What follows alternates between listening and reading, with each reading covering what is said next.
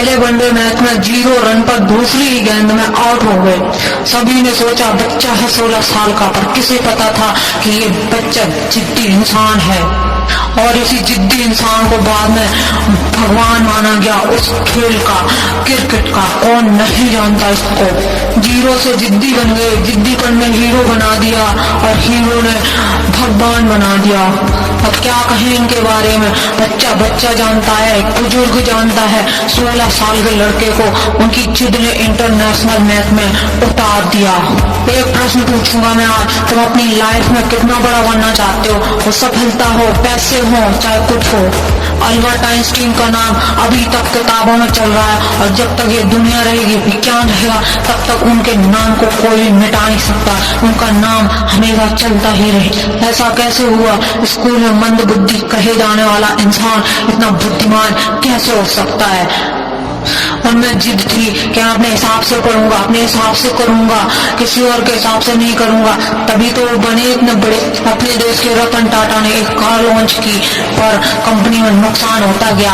फिर उन्होंने सोचा कि और नुकसान होने से अच्छा है मैं इसकी डील कर दूं। उन्होंने कंपनी की डील की, तो लोगों ने बोला जब तुम्हें कार का नॉलेज नहीं था तो तुमने कार की कंपनी खोली भी क्यों है? पर टाटा को बहुत बुरा लगा और उन्होंने फिर से शुरुआत की और डील को कैंसिल करके और शुरुआत की, और उन्होंने नया मॉडल बनाया। और आज देख रहे हो आप कितनी बड़ी कंपनी खड़ी करती टाटा की। 10 साल बाद उनकी कंपनी अच्छी खासी चल गई, पर जिस कंपनी के पास वो डील करने गए थे उसकी कंपनी को लॉस हुआ। तो इनने फोन किया, क्या तुम अपनी कंपनी बेचना चाहोगे, देना चाहोगे मुझे?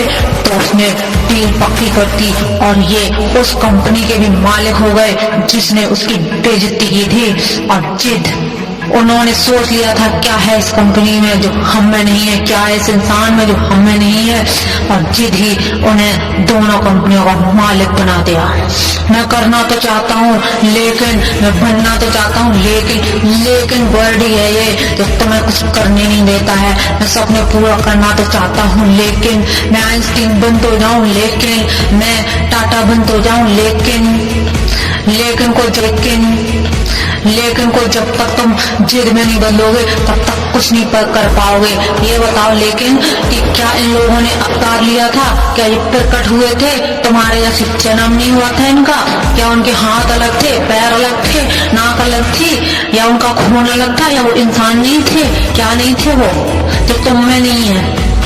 क्या इनके कान में भगवान ने कोई गुप्त मंत्र फूंक दिया था कि जाओ तुम सचिन तेंदुलकर बनोगे, जाओ तुम विराट कोहली बनोगे, जाओ तुम तो रतन टाटा बनोगे, जाओ तुम आइंस्टीन बनोगे, और तुम्हारे कान में कुछ नहीं फूंका? चलो तो मैं एक एग्जाम्पल देता हूँ। जब तुम्हें कोई एक दिन के लिए रूम में बंद कर दे तो तुम क्या करोगे? जब तुम्हें 1 महीने के लिए कोई रूम में बंद कर दे तो तुम क्या करोगे? अगर तुम्हें कहें 1 साल तक तुम बंद कर दे तो तुम क्या करोगे? तुम तो कहोगे कि बस मैं तो मर ही जाऊंगा। वही अगर तुम्हें कोई 27 साल तक जेल में रख दे तो तुम कहोगे कि अब तो बेकार ही है, मैं जब तक बाहर आऊंगा तब तक तो हमारा शरीर भी काम करना बंद कर जाएगा। लेकिन तुम्हारी आंखें बंद पड़ जाएंगी, तुम्हारे बुजुर्ग लोग सिधार जाएंगे, क्या पता तुम्हारा परिवार भी तहस नहस हो जाएगा। अब तुम्हें पता है एक महान व्यक्ति 27 साल तक जेल के अंदर रहा, और 27 साल के बाद 5 साल में ही वह बाहर आया और एक साउथ अफ्रीका के राष्ट्रपति बना दिए जाएंगे। क्या बोलोगे तुम ऐसे लोगों को? कोई शब्द है इनकी जिद के आगे। अब तुम यही सोचोगे कि इनका तो कोई जुगाड़ होगा। अरे जुगाड़ होता तो क्या जेल में ही जाते 27 साल के लिए? और तो और भारत से भी वो भारत रत्न लेके गए। अब बोलोगे यार कोई ना कोई होते ही है अलग, करोड़ों में से एक। हाँ, अब वो करोड़ों में से एक ही है, होता तो है 1 करोड़ों में से, पर उनकी जिद होती है।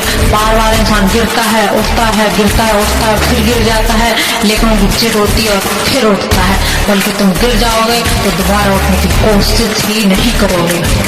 जिद, सिर्फ जिद जो हमें आगे तक ले जाती है, वो हमें एडिशन बना देती है, वो हमें क्या नहीं बना देती है। लेकिन वही जिद अगर हम ना करें तो हम वहीं के वहीं रह जाएंगे।